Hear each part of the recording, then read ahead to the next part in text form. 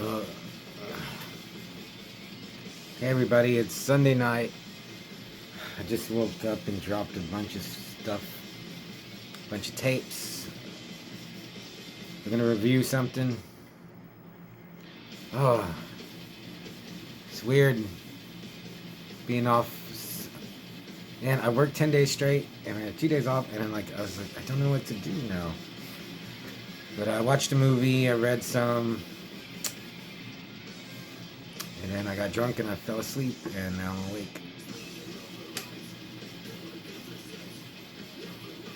I had to talk about a movie I watched today, 1995's Evil Ed, a Swedish little film written and directed by Anders Jacobson, which is weird because I think I want to say that's the name of the drummer or bass player from Nazem, which is one of my favorite bands until the singer died in that tsunami. Remember when that tsunami hit like Thailand or Indonesia or somewhere? He was on the beach that day, man, and he just was gone. But I'm listening to, again, Rapture, Malevolent Demise. I think that's the name of this album. I used them in the Dinner in America video. They're a great band. I love them. Just brutal death thrash. But back to the point at hand, 1995's Evil Ed. I remember renting this from Hollywood Video, and I remember liking it. And it's called Evil Ed, and so it's obviously like a ode to Evil Dead.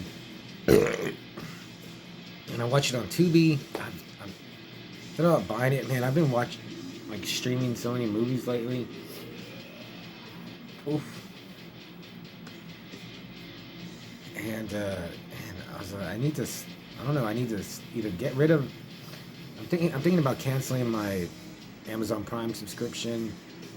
Just going back to my VHS and DVDs. Like, why do I have them? Anyway, Evil Ed, 1995. It was good. I really like the idea that it's a film editor who is sent to the splatter and gore department of the movie company he works for to direct to edit this series of films. I think it's Loose Limbs 5, 6, and 7, and it drives editing all this gore and sex and murder. It drives him crazy, and he starts killing people. I really like that idea.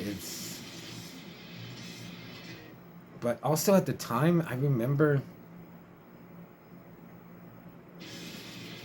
I mean, I don't know. Let me know how you feel about this. I remember back in the specifically 95, because this is when Day of the Beast came out too. And I remember thinking, I feel foolish for saying this, but it's like in horror movies like Friday the 13th,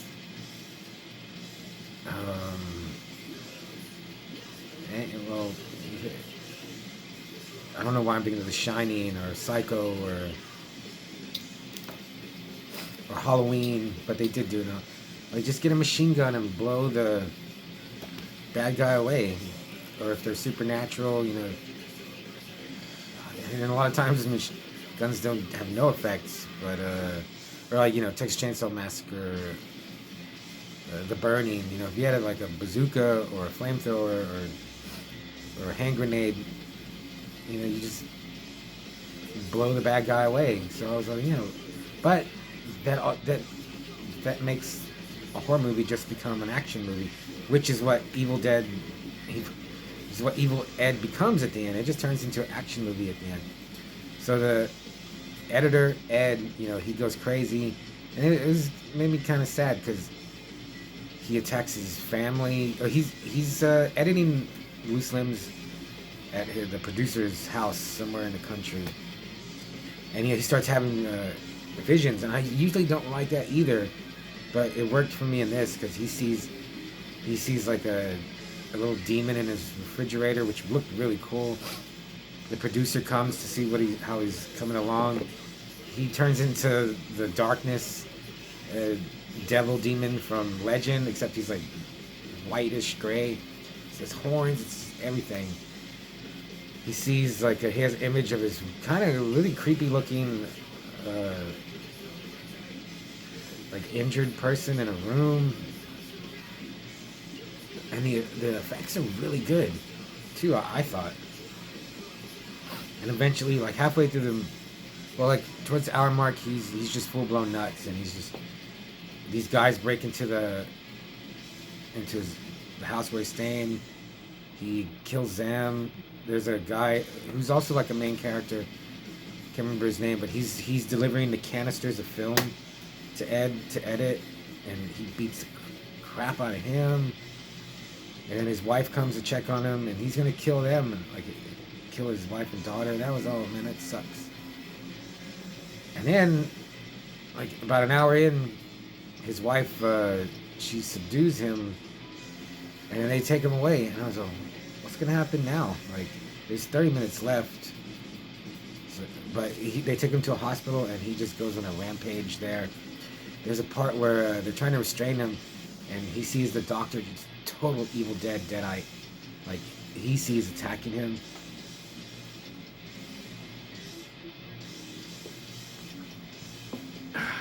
That was cool. And then he just goes on a rampage through the hospital. And then they call, I don't know if it was the cops or the military. They come in, they got me. There's like a leader. And even though this is a Swedish film, it seems like this is how Americans, that's what I got from it. They're like, this is how Americans act. They're just super gung-ho and ready to blow everything away. And yeah, it just turns into a action movie at the end. Which was pretty cool. There's some good squibs, good like automatic rapid fire machine gun action, and then they kill Ed, and the movie ends like just like Joe Bob Briggs always says: "The monster dies, movie's over." And when they kill Ed, dude, it was awesome. Like, it was really good.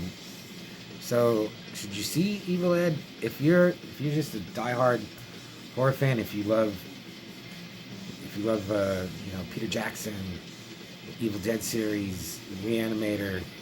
Oh yeah, and they have movie posters all up. You see Cape Fear movie poster, Critters, Evil Dead, of course. So that was cool. I think maybe Reanimator again. If you a Reanimator.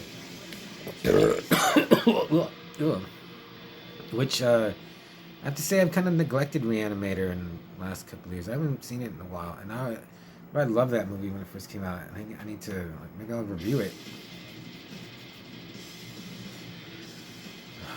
But overall, there's also Evil Ed. It moves really slowly.